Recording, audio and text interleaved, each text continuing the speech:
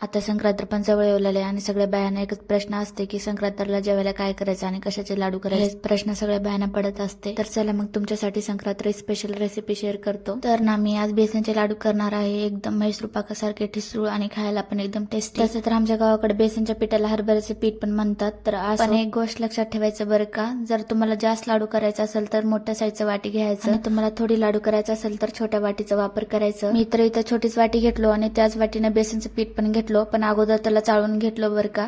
तुम्ही पण चाळून घ्या, त्याच्यामुळे गोळे पण असतात. पीठ चाळणं झाल्यानंतर एका भगोन्यामध्ये टाकायचं. आपण ज्या वाटीने बेसनचं पीठ घेतलं त्याच वाटीने एक वाटी तेल घ्यायचं आणि त्याच वाटीतलं अर्ध तेल बेसनच्या पिठामध्ये टाकून त्याला चांगलं मिक्स करून घ्यायचं. संपूर्ण बेसनचं मिश्रण चांगलं मिक्स होत नाही तोपर्यंत त्याला चांगलं मिक्स करून घेत राहायचं. तुम्ही बघू शकता असं मिश्रण संपूर्ण मिक्स व्हायला पाहिजे, तरच आपले लाडू एकदम परफेक्ट बनू शकतात. मग लगेच मी इकडे बेसनचं मिश्रण टाकण्यासाठी एका डब्याला तूप चांगलं लावून घेतलं. जर तुम्हाला बेसनचं मिश्रण कशात पण टाकायचं असेल तर अगोदर तूप लावून घ्या चांगलं. मी इकडे बेसनच्या मिश्रणमध्ये टेस्ट येण्यासाठी 1 चमचा तूप टाकलो. जर तुमच्याकडे असेल तर टाका, जर नाही गेलं तर टाक नका. मग एकदम व्यवस्थित मिश्रण मिक्स करून घेतलो आणि इकडे पाक पण करायचं होतं. ज्या वाटीने बेसनचं पीठ घेतलं त्याच वाटीने 1 वाटी साखर घेतलं आणि गॅस लो मीडियम मध्येच ठेवायचं. मग साखर टाकायचं, त्याच वाटीने 1 वाटी पाणी टाकायचं. पण पाणी कमी जास्त टाकायचं नाही, आपण ज्या वाटीचा वापर केला त्याच वाटीनं टाकायचं. पाक एक तार धरत नाही तोपर्यंत त्याला चांगलं मिक्स करत राहायचं.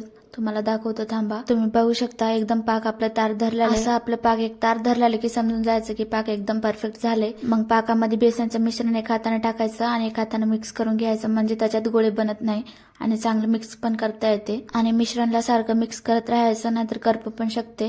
त्याच्यामुळे त्याला सारखं थोडं थोडं मिक्स करतच राहायचं. संपूर्ण मिश्रण शिजत आलं की त्याचा कलर पण चेंज होते, तुम्हाला तर दिसतच असेल. मी 1 वाटी तेल घेतलं होतं, त्याच्यामधलं अर्ध बेसनच्या पिठामध्ये टाकलं होतं आणि अर्ध तसंच होतं. ते तेल आता गरम करून घ्यायचं आणि मिश्रणमध्ये थोडं थोडं टाकून परतून घ्यायचं. म्हणजे गरम केलेले तेल टाकले की म्हैसूर पाकासारखं जाळी पडते, तुम्हाला तर दिसतच असेल.